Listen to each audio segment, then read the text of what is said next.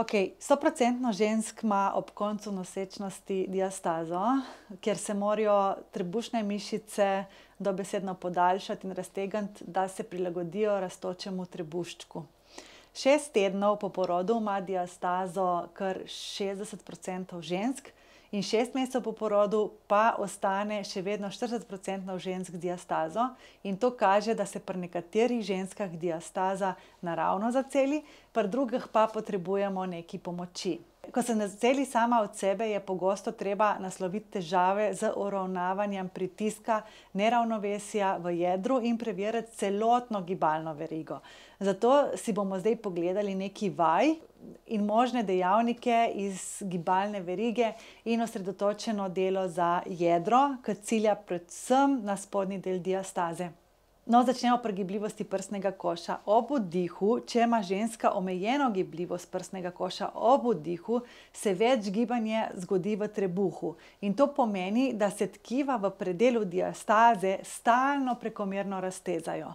Pomagala bi lahko vaja, na primer, kakor je dihanje v položaju otroka, ki spodbuja razširitev prsnega koša.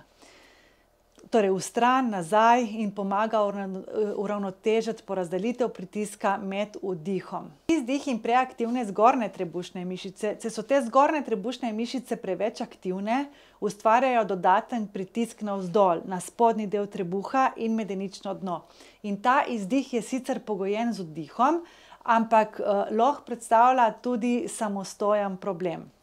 Tudi tukaj pomagajo vaje za gibljivost prsnega koša, kakor so dihanje v položaju otroka, ki krepijo te medrebrne mišice in izboljšajo gibanje prsnega koša, tako pri vdihu, kakor pa pri izdihu. In to zmanjša napetost v zgornjih trebušnih mišicah, uravnava pritisk in izboljša aktivacijo spodnjega jedra pri izdihu, torej pri tistih, ki delate stalno trebušnjake. Kaj se dogaja z medenico? Če je medenica v anteriornem nagibu, torej naprej, so spodnje trebušne mišice ves čas raztegnjene, kar otežuje njihovo aktivacijo in obremenjeno vezivno tkivo. Torej pomaga odpravljanje drugih mišičnih neravnovesij, na primer preveč raztegnjenih zadnjih stegenskih mišic ali pa zategnjenih mišic ob hrbtenici. Torej, vaja, kakor je most z dvignjenimi stopali, lahko pomaga skrajšati te zadnje stegenske mišice in ponovno poravnati medenico nazaj v ta pravi položaj. Kaj pa vloga zadnjice in zadnje strani medenice?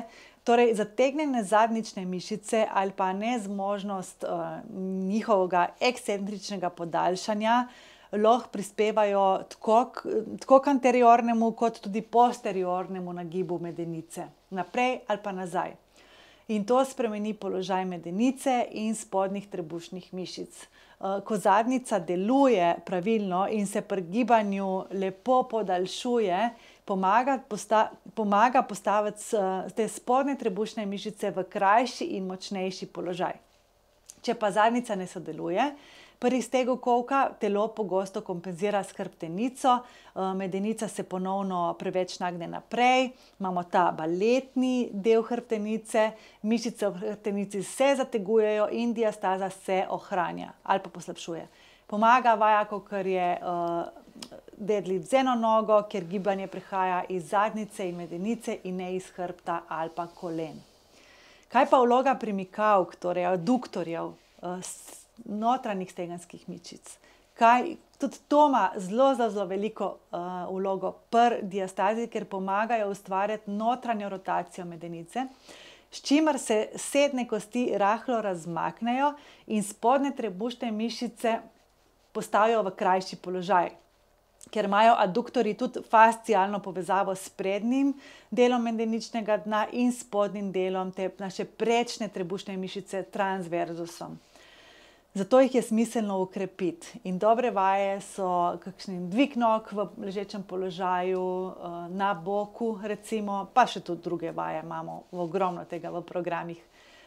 Medenično dno pogosto ženske z diastazo sploh ne pomislijo, da bi bilo treba kaj nasloviti tudi na medenično dno, ampak v večini primerov je to res pomemben del sestavljanke. Če rešujemo diastazo, ne da bi uravnavali pritisk v medeničnem dnu, lahko težavo le preusmerimo drugam in pogosto prav tja.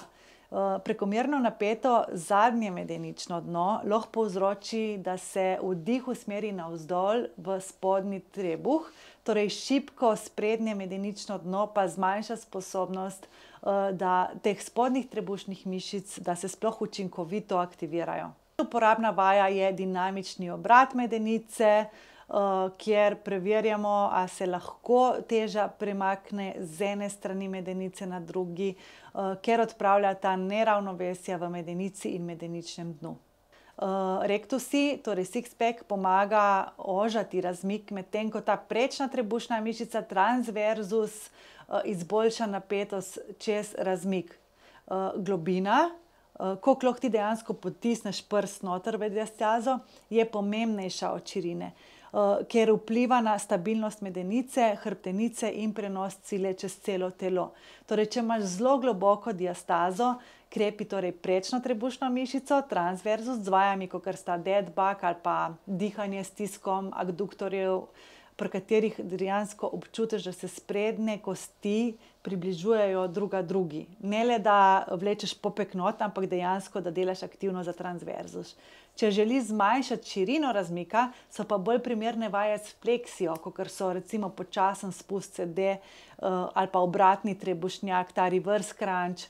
Še posebej, če imaš izrazit anteriorni nagib medenice, ta baletni, jaz pravim, ki se tako držijo. Pomembno pa je tudi, da vedno ohranjaš enakomerno aktivacijo in to plosko trebušno steno, da ne pride do napetosti. Ne pozabi tudi na to transverzalno ravnino. Pogosto se pri krepitvi jedra spregleda gibanje v tej rotacijski smeri, ki pa je ključna za funkcionalno dinamično jedro. Ker vaje, kakor so nekje obrati trupa ali pa neki polklečeči zasuki, pomagajo povezovati obe strani telesa in učijo mišice, kako se ekscentrično raztezajo in koncentrično krčijo. Torej, iščeš postopen napredek in zmeren izziv. Premalo stimulacije pomeni, da mišice ne bodo napredovale, preveč obremenitve pa lahko zavira celjenje tkiva. Torej, če se tvoja diastaza ne zmanjšuje, mogoče ni problem, kaj delaš, ampak kako delaš. Katere mišice vse sodelujejo, kako tvoje telo dejansko deluje in mogoče je čas, da pogledaš onkraj jedra, ker ima včasih lahko celo moč v mečih vpliv na diastazo. Torej, če ti je bil ta sprehod po gibalni verigi koristen, ne pozabi dati lajka, komentirati ali pa se naroči na kanal za še več takih uporabnih informacij.